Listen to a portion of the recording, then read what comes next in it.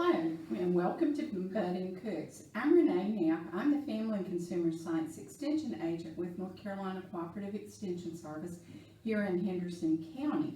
So we are going to talk about what we are going to be doing in Budding Cooks. This is the first class and I'm glad that you all decided to join us. We still have room if you know of any of your friends who would like to join us. Just call the extension office and get them registered. So Budding Cooks is going to be a 4-week virtual education program. It's going to be for kids ages 12 to 15. You're going to be learning nutrition and basic cooking skills in this class. You'll receive the featured foods for each one of the classes. They will be purchased from some of the farmers markets here in Henderson County. This week you'll be getting fresh blueberries. Well, they're not actually fresh, but I bought them fresh and I frozen, so they are ready for you to use. You will need to visit a farmers market on a weekly basis.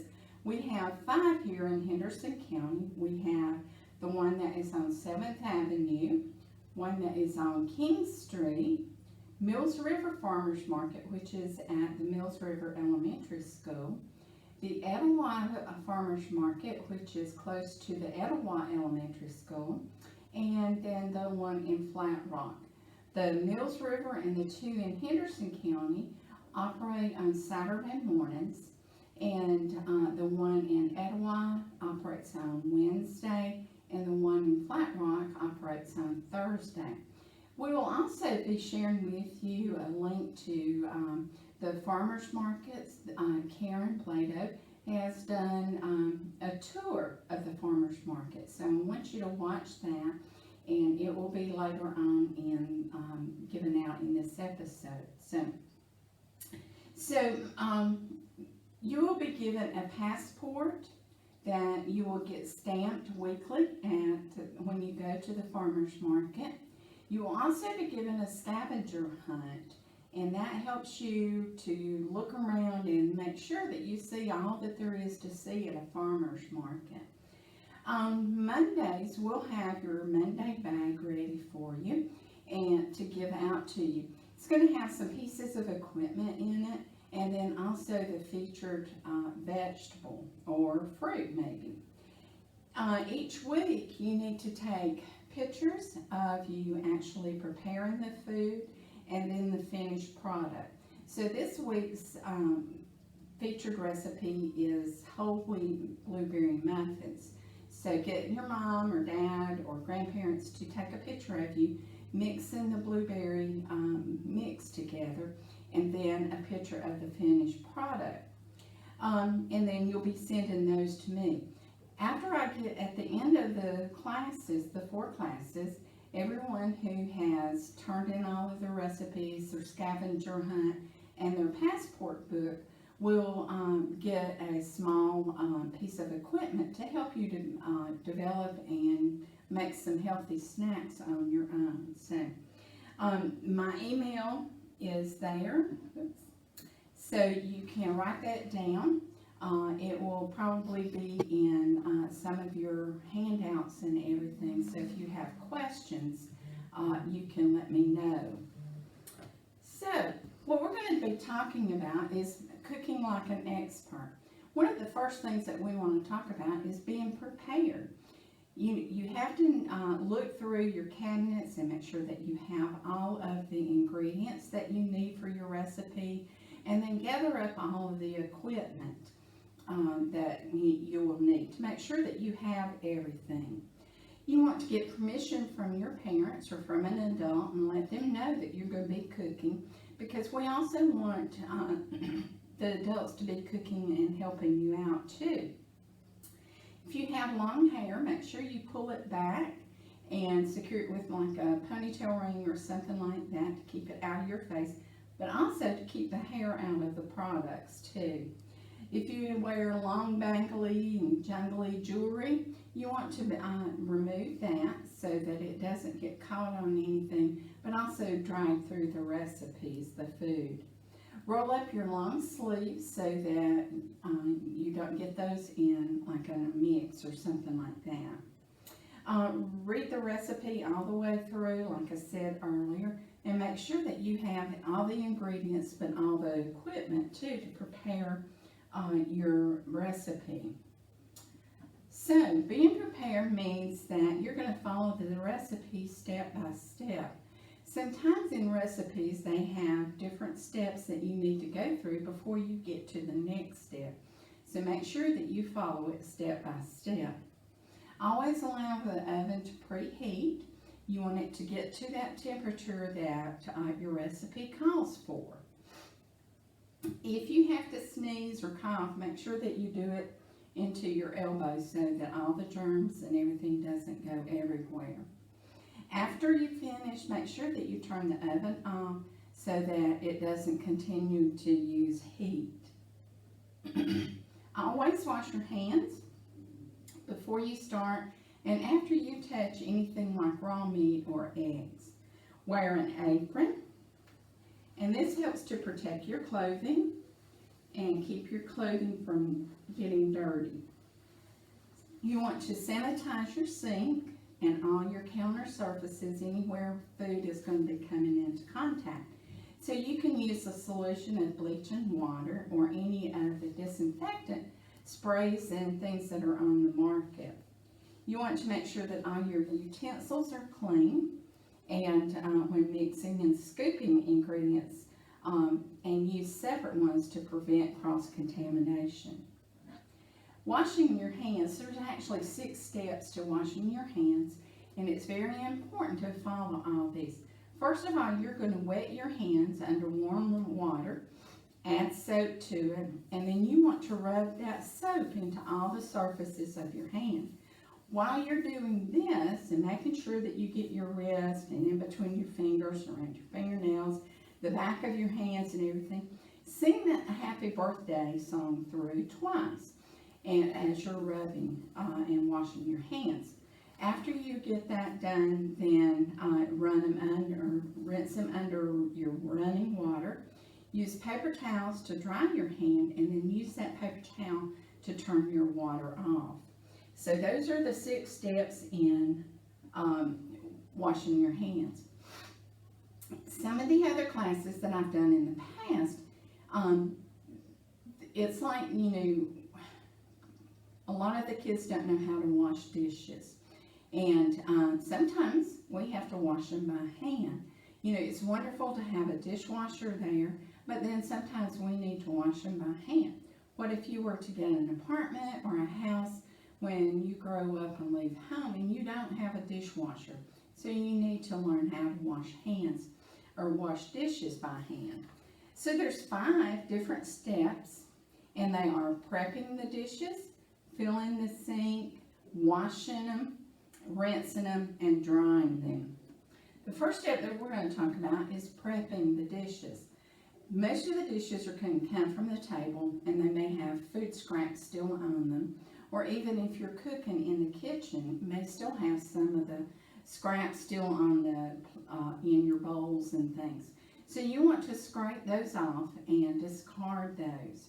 Make sure that, if there's anything that is stuck on the plates or dishes and everything, that you soak those for a few minutes so that helps to come off easier. Drain them, and then with your grease, if you have grease in your pans and things, you don't want to pour that down the drain because that can stop up the drain. So let it cool, solidify, and then scrape it off maybe into the trash can so that you don't do that. Some people even like to use the leftover grease and mix some bird seed in it and put it out for the birds. So you're making suet that way. Filling is your next step, and that's filling either your sink basin or a dish pan with good hot soapy water. So fill the pan and add your dish detergent to it. Make sure that you don't put an excessive amount in there, just enough to make some good suds and bubbles. Stack a few dishes in the sink at a time. you might want to put like all your glasses in so that those can be soaking. And you're going to be washing your dishes from the least dirt to the most dirt. Drain the water and start over with fresh water, fresh hot water, if your water becomes greasy or there's no more bubbles there. You're going to wash, make sure that you go in the order of lightly soiled dishes to heavier soil. So your glasses, cups, and silverware are probably going to be your lightest soiled dishes. So wash those first, and then you're going to go to your plates, bowls, and serving dishes. And then last are going to be your pots and pans. You want to keep it under the water as you're washing it and scrubbing it. And then check, when you bring it out of the water, check to make sure that there's no missed spots on there. If there is, then you need to go back and rewash them a little bit. Rinse them. This you can do under running water, or you can catch water in your sink basin or a dish pan and dip them in that. You're washing off the remainder of the suds and maybe any residue that is left on your dishes. So you can pass them underneath the running stream of water to rinse those off. Turn the water off after each batch of dishes, and that just helps to save on the water that you're using, conserve that. And don't forget to rinse the inside of cups and bowls and pots and pans and glassware. That's something that a lot of people forget, or even if they forget the outside. So make sure that you rinse all the surfaces of your dishes. Drying your dishes is the last, or one of the last things. You can dry them. Air drying dishes is recommended, but sometimes we do have to dry them with a towel, especially if we get to play in dish pans, Jenga, and trying to stack them up too high. So air dry them by putting them in a dish drainer. You want to stand your plates up, turn your bowls and glasses down so all the water on the inside drains out, and then put your silverware in the silverware drainer. Towel drying is helpful once you get it stacked too high in the drainer and you have no more room. So keep drying your dishes with a clean towel until it becomes really damp.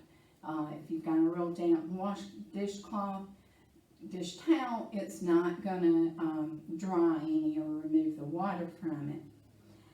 Then after that, you need to clean up after you wash the dishes. Make sure that you wipe down all the surfaces and make sure that there's no spills or anything. If you have dribbled water or something in the floor, make sure that you get a mop and mop it up so that prevents slipping and falling. Anything with, if you've used a cutting board, you need to sanitize it with a bleach and water solution and the knife. So if you can, or if you have different cutting boards for beef, fish, chicken, fruits, and vegetables, that is really good too, because you don't want to cross-contaminate. If you only have the one cutting board, you may mark one side of it meats and the other side fruits and vegetables so that you avoid that cross-contamination. And then you want to use a clean spoon each time that you taste something. Never use your fingers to stick it in the pot to, or like a frying pan to get some of the foods. Learn to be safe. That's going to be a very important thing. Learning good techniques of knife skills. In the second class that we're going to be doing is going to be, there is going to be a video that you will need to watch on knife skills. Betsy, who is demonstrating all the food recipes and everything, will also be showing you how to use knives and use them safely. Beware of hot pots and pans. Use a dry dishcloth, or not a dishcloth, but a pot holder to remove those with your lids if you're opening your pot has a lid on it, tilt the lid away from your face so that that steam doesn't come and burn your face. Microwave steam is hot, so remember that. Be careful when you're removing the lid or the plastic from that, because that can also burn you. Clean up spills when they happen, just so that you don't slip and fall on them. And then clean your knives separately. If you've used knives, lay them over to the side of your sink before you're washing the dishes, and then wash those separately. Never put the knives in your soapy water, because you may forget that they're in there, and when you reach in, you may cut your hand. So next we're going to be talking about some different cooking terms, and some of these you'll be using in some of the recipes that we'll be making over the next few weeks. Shredding, and this is just cutting foods into thin pieces. A lot of times you may use, a knife to shred it, or even maybe a grater. Grating is rubbing foods on the grater, and I have some of the equipment out, and we'll show you that in a few minutes. So your recipe may call for 2 cups of grated cheese, so you're going to use a grater to cut those, and the graters usually have different sizes that you can get. Marinade is something that you may use, especially with grilling. You can marinating is using an oil and acid base to soak the meat, and a lot of times this may be done overnight. And the acid and the oil helps to break down some of the mussels, but it also gives it flavor too. Greasing, sometimes your recipe calls for greasing your pan, and that's just rubbing it with oil or with your solid shortening, so that when you bake it, it's going to release a whole lot easier.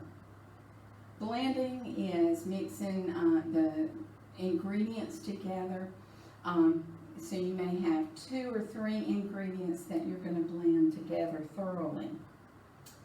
Creaming, a lot of times this is done with when you're baking cakes. You're going to cream your butter and sugar and eggs together just to make it a smooth mixture there, soft and smooth. Browning, sometimes your recipe calls for you to brown the meat before maybe you roast it, put it in the oven and roast it, and that is just browning the surface of it. Mincing is a cutting method. You're going to cut it in the smallest pieces that you can get, and you're going to use a chef's knife to do that. Mixing is just blending everything together, all your different ingredients to make one mixture. Paring is to cut a thin layer off of maybe your fruits or vegetables. This picture shows carrots and a vegetable peeler removing the top layer of the skin of the carrot off. Next, we're going to talk about kitchen utensils. So one of the first kitchen equipment, utensils that you may look for in your kitchen are cutting utensils. One of the first ones that we have is knives. These are, this is a chef's knife, this is a utility knife, and this is a paring knife. So all of these have sharp edges, and in the video on knife skills, you'll be seeing how to use these. Some of the others include kitchen shears. You might use this to cut in herbs and spices that you need in smaller pieces, or oatmeal bags, or things like that. This is a vegetable peeler that you will be getting in one of your bags. It has the vegetable peeler on one side, but then it also has like a vegetable brush on the other side. So you can wash your carrots, your potatoes, or whatever with the brush, and then turn it over and use the vegetable peeler to peel your vegetables. You'll also be getting a chef's knife in your bag also. The grater comes in two different styles. This is a box grater, and you hold it by the handle up here, and it's got 4 sides to it. So it's got 4 different slicing or grating. This is just a solid one. It has a handle at the top, and it also has 3 different cutting or grading sides. So depending on what you're cutting or grading, depends on which one you're going to use. This is a cutting board. You'll also be getting this in your bag, or one of your bags, and it has the 2 sides, so you can mark one for vegetables and the other one for meats. You want to make sure that you have a cutting board so that you don't damage the surfaces of your counter. Okay, the next group of kitchen utensils are mixing utensils. And of course, first of all, you're going to need a mixing bowl. You'll be getting one of these in your bag also. This is going to hold all of your ingredients together as you're using other utensils to mix. So these are rubber spatulas. You may use those to mix with. Wooden spoons, or there's a lot of different spoons out there that are used for mixing. A whisk. I like to use a whisk, especially when I'm doing something airy. So you'll be getting one of these this week because you're going to be needing this for your blueberry muffins. Something that not many people see is a pastry blender. And this is if you're making pie crust and things and need to cut in your shortening into your flour. So these here will also help to do that. Okay. The next set of utensils, and you'll be getting these in your bag this week, are measuring.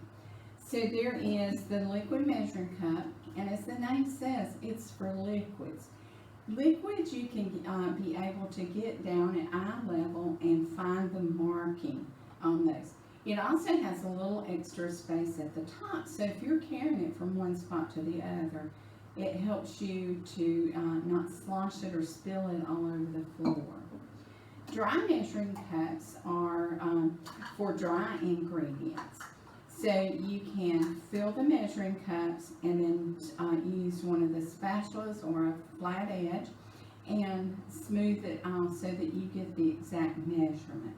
These can also be used for shortening and brown sugar. With brown sugar, you're going to pack the brown sugar in, but those are for dry measuring. And then for smaller amounts, for either liquid or dry, you have measuring spoons. And they are a tablespoon, half a tablespoon, a teaspoon, half a teaspoon, and a fourth of a teaspoon. We don't have one for dashes or pinches or a smidgen, so in these sets. But you'll be getting all of these in your bag. Cooking is going to be your next set of utensils. There are what I call a Dutch oven, which is a deeper pot that has the 2 handles on either end. This is for large batch cooking. It has a lid, and your recipe may call for cooking it with a lid covered or not covered. Saucepans is one of the next ones. The saucepans actually have a handle on them. This one has a lid also that you may cover your vegetable or fruits or whatever you're cooking, or may leave it uncovered.